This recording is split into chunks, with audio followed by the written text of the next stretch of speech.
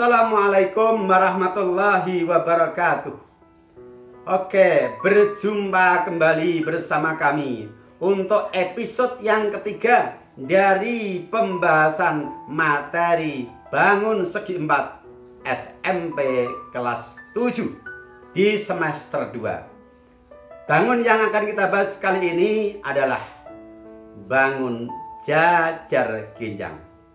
Silakan siapkan diri Anda, pikiran Anda dan hati Anda untuk menyatu bersama kami, sahabat Matematika Channel belajar matematika yang keren buat Anda dengan konten-konten pembelajaran yang berkualitas.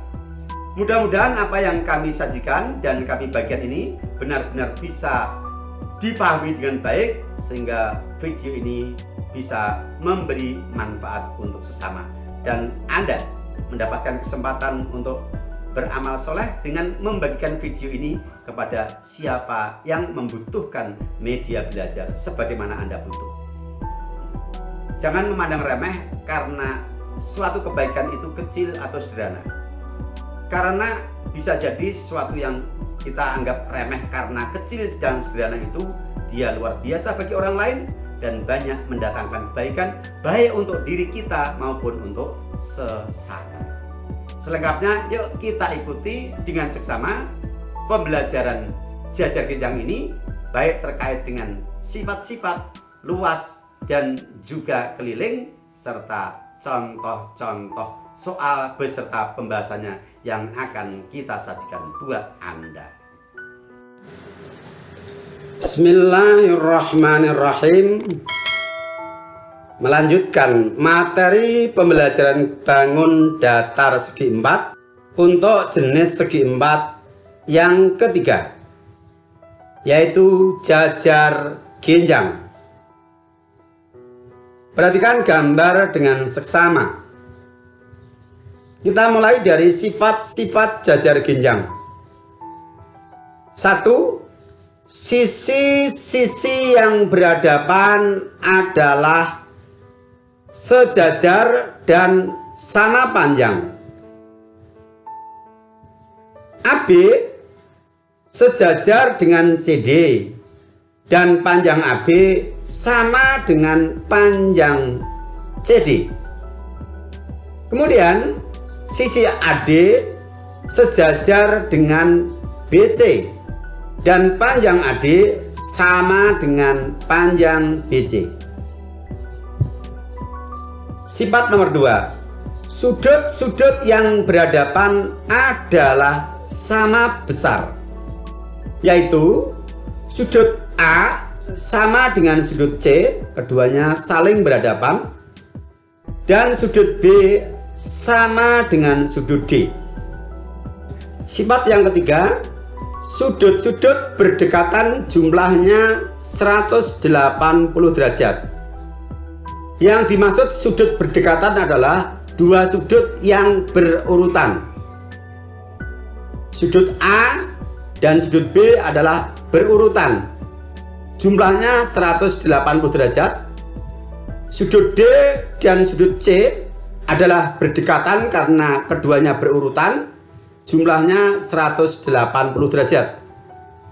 Kemudian sudut A dan sudut D juga dua sudut berdekatan, jumlahnya 180 derajat.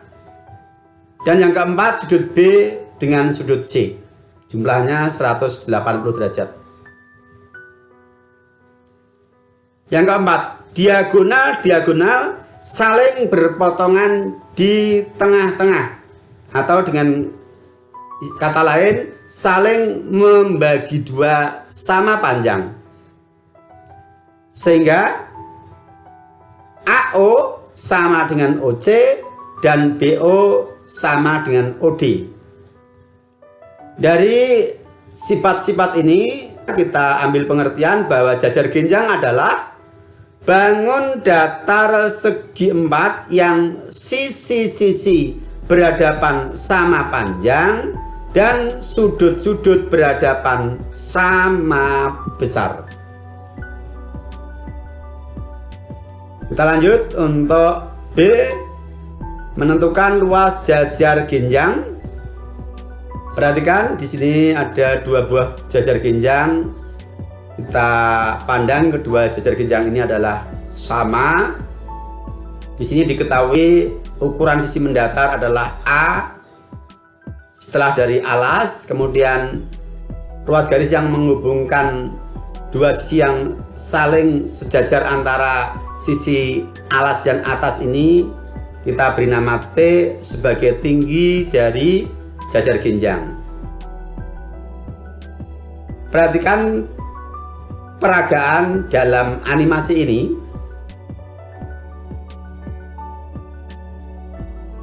Jajar genjang ini akan kita potong menurut salah satu dari garis tinggi pada gambar. Setelah terpotong, potongannya kita pasang di sebelah kiri, sehingga sekarang terbentuklah bangun persegi panjang, yang berarti ukuran sisi mendatar ini adalah kita anggap sebagai panjangnya, dan ukuran sisi tegak ini kita pandang sebagai lebarnya. Yang kalau ini kita bawa kepada bangun yang pertama sebagai bangun aslinya, P ini adalah merupakan alas dari jajar genjang, dan L ini merupakan tinggi dari jajar genjang. Dikarenakan persegi panjang ini tadi adalah kita peroleh dari sebuah jajar genjang yang kita potong sedemikian rupa dan kita susun menjadi bangun seperti tampak pada gambar ini, artinya bahwa luas persegi panjang ini sama dengan luas jajar genjang. Dengan demikian kita dapat menurunkan rumus luas jajar genjang ini dengan pendekatan rumus luas persegi panjang, yaitu luas adalah panjang dikali lebar, dengan panjangnya adalah A dan lebarnya adalah T, maka luas jajar genjang adalah L sama dengan P dikali L sebagai rumus luas persegi panjang, dengan P sama dengan A dan L sama dengan T, sehingga luas jajar genjang adalah L sama dengan A dikali T, dengan A adalah alas jajar genjang dan T adalah tinggi jajar genjang. Luas jajar genjang adalah luas sama dengan alas dikali tinggi. Oke, bisa dipahami? Ya, bagus. Baik, kalau begitu kita lanjutkan. C. Keliling jajar genjang. Sebagaimana sifat yang sudah kita pelajari di depan, bahwa jajar genjang, sisi-sisi yang berhadapan adalah sama panjang. Sehingga kalau AB kita beri ukuran S1, maka DC juga S1. BC kita beri ukuran S2, maka AD juga S2. Sedangkan keliling bangun secara umum adalah jumlah dari ukuran semua sisinya. Sehingga keliling jajar genjang dengan AB sama dengan CD sama dengan S1, dan AD sama dengan BC sama dengan S2, dapat kita rumuskan keliling ABCD sama dengan 2 dikali AB ditambah 2 dikali BC, karena AB sama dengan DC dan BC sama dengan AD. Bisa cukup diwakili 2 kali AB ditambah 2 kali BC. Kita substitusikan nilai S1 dan S2, maka kita dapatkan keliling ABCD sama dengan 2 dikali S1 ditambah 2 dikali S2. Atau dengan sifat distributif, 2 bisa kita faktorkan sehingga kita dapatkan 2 dikali dalam kurung S1 plus S2. Dengan demikian, keliling jajar genjang adalah K sama dengan 2 S1 ditambah 2 S2, atau K sama dengan 2 dikali dalam kurung S1 plus S2. Anda boleh menggunakan salah satu yang Anda merasa nyaman yang mana? Sekarang kita coba contoh soal yang pertama. Perhatikan gambar, ada sebuah jajar ginjang yang diketahui ukuran sisi-sisinya dan juga diketahui sebuah garis bantu yang menunjukkan tinggi dari jajar ginjang. Ditentukan luas jajar ginjang dan kelilingnya. Penyelesaian diketahui alas 16 cm. Perhatikan bergambar. Ini alasnya sama dengan yang di atas ini. Tingginya 8. Tinggi itu adalah ruas garis yang tegak lurus dengan alas atau perpanjangan alas. Berarti ini tingginya bukan 10 ya. Karena 10 ini dia tidak tegak lurus dengan alas. Yang tegak lurus adalah ruas garis bantu 8 cm. Maka 8 cm ini sebagai tinggi dari jajar ginjang. Hati-hati.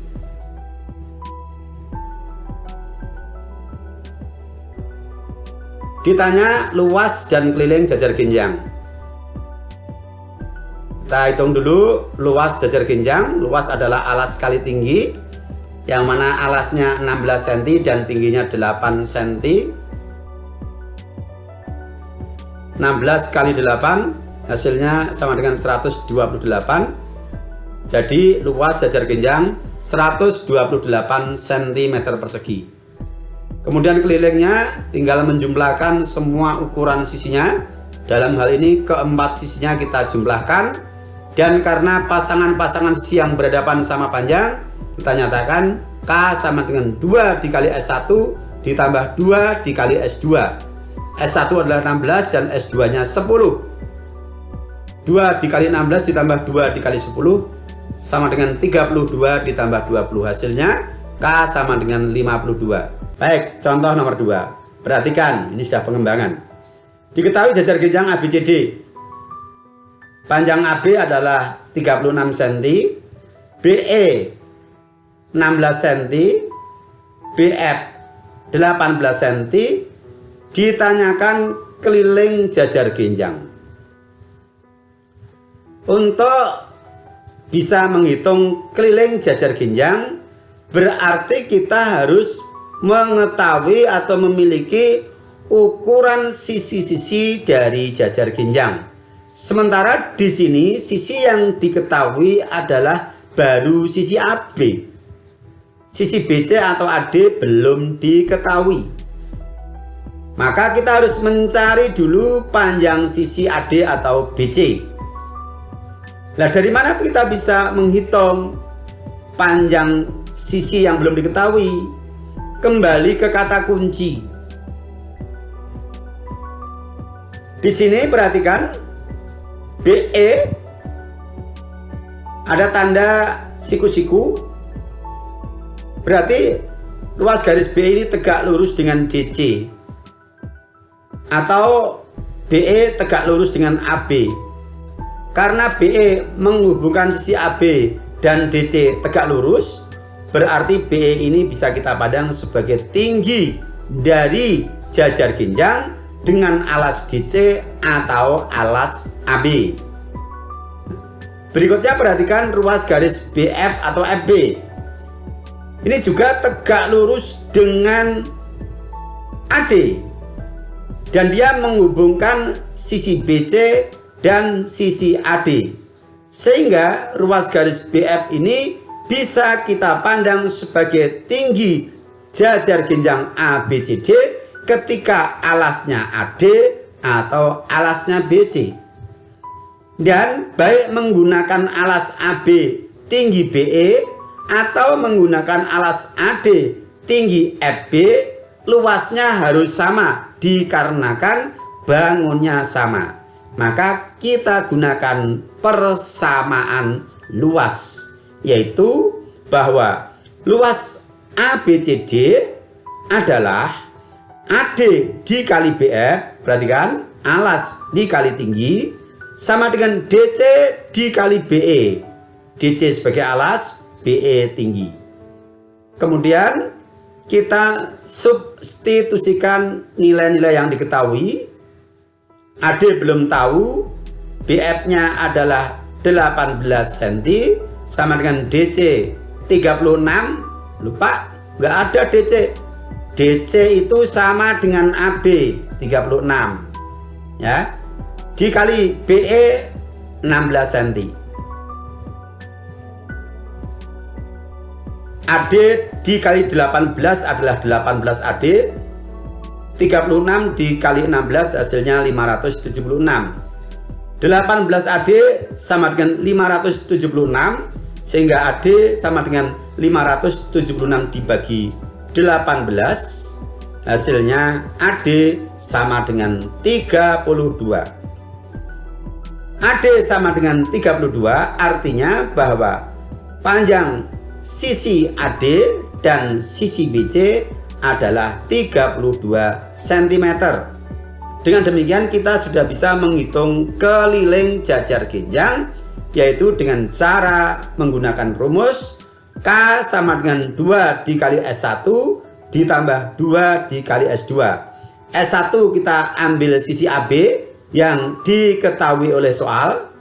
AB di sini yang panjangnya sama dengan DC. Maka di sini kita tulis 2 kali S1. Kemudian S2-nya kita mengambil AD yang berarti juga mewakili BC. Maka kita tulis 2S2. Kita substitusikan nilai S1 dan S2 yaitu 36 dan 32. Kita sederhanakan, K sama dengan 72 ditambah 64, K sama dengan 136. Jadi keliling jajar genjang adalah 136 cm. Jadi ada soal yang kita langsung bisa menggunakan rumus, tetapi ada perantara yang harus kita cari terlebih dahulu. Nah, ini sebagai bentuk pengembangan dari soal-soal level dasar ke soal-soal level di atasnya. Kita lanjutkan contoh soal nomor 3. Perhatikan gambar. Tentukan A nilai X, B besar sudut BAD, C nilai Z. Soal seperti ini adalah soal yang terkait dengan sifat bangun. Menentukan nilai X. Perhatikan di sini sudut yang dinyatakan dalam variabel X adalah sudut A dan sudut C. Berarti kita harus mencari hubungan antara sudut A dan sudut C, kemudian sifatnya bagaimana. Sudut A dan sudut C adalah dua sudut yang saling berhadapan. Berdasarkan sifat yang sudah kita pelajari di depan, bahwa dua sudut yang saling berhadapan adalah sama besar, sehingga sudut BAD atau sudut A sama dengan sudut BCD atau sudut C. Selanjutnya kita substitusikan nilai dari sudut A dan nilai dari sudut C yang masing-masing dinyatakan dalam bentuk aljabar, yaitu 3X dikurangi 5 derajat sama dengan X ditambah 35 derajat. Kemudian suku yang sejenis kita kumpulkan dengan aturan pindah ruas ganti tanda, positif jadi negatif, negatif jadi positif. Menjadi 3X dikurangi X, yaitu positif X pindah ke ruas kiri, sama dengan 35 derajat ditambah 5 derajat, positif 5 derajat dari negatif 5 derajat pindah ke ruas kanan. 3X dikurangi X artinya 3X dikurangi 1X, hasilnya adalah 2X, dan 40 derajat adalah dari 35 derajat ditambah 5 derajat. X dapat kita hitung dengan cara membagi 40 derajat dengan 2, sehingga X sama dengan 20 derajat. Nilai X sudah kita dapatkan, yaitu X sama dengan 20 derajat. Berikutnya kita bisa menjawab untuk pertanyaan B, yaitu besar sudut BAD. Besar sudut BAD dinyatakan dalam bentuk aljabar 3X dikurangi 5 derajat. X-nya sudah kita miliki, yaitu 20 derajat, kita substitusikan atau menggantikan variabel X menjadi 3 dikali 20 derajat dikurangi 5 derajat sama dengan 60 derajat dikurangi 5 derajat sama dengan 55 derajat. Jadi sudut BAD adalah 55 derajat. Selanjutnya C menentukan nilai Z. Untuk menentukan nilai Z, kita perhatikan pada gambar. Z ada dalam bentuk aljabar yang menyatakan besar sudut D, yaitu 2Y plus 25 derajat. Berarti kita harus menghubungkan sudut D dengan salah satu sudut dari jajar genjang ini, khususnya adalah sudut yang sudah diketahui nilainya. Dalam hal ini yang sudah diketahui nilainya adalah sudut BAD, yaitu 55 derajat. Maka kita harus tahu apa hubungan sudut D dan sudut A. Sudut D dan sudut A adalah dua sudut yang berurutan atau istilah lainnya berdekatan. Sehingga berdasarkan sifat yang kita pelajari di depan, bahwa dua sudut yang berdekatan jumlahnya adalah 180 derajat. Kita gunakan sifat itu untuk menentukan nilai Y, yaitu sudut BAD atau sudut A ditambah sudut ADC atau sudut D, sudut A ditambah sudut D sama dengan 180 derajat. Sudut BAD sudah tahu 55 derajat, kita substitusikan. Sudut ADC 2Y plus 25 derajat juga kita substitusikan. 55 derajat ditambah 2Y ditambah 25 derajat sama dengan 180 derajat. 55 ditambah 25 hasilnya adalah 80. 2Y ditambah 80 derajat sama dengan 180 derajat. Kita selesaikan dengan kaidah persamaan. 80 derajat pindah ke ruas kanan menjadi negatif 80 derajat, sehingga 2Y sama dengan 100 derajat. Y dapat kita hitung dengan membagi 100 dengan koefisien Y yaitu 2, hasilnya Y sama dengan 50 derajat. Jadi nilai Y adalah 50 derajat. Oke, bisa dipahami ya? Iya, bagus kalau begitu. Baik, demikian untuk pembahasan kita pada episode kali ini terkait dengan bangun segi 4 jajar genjang.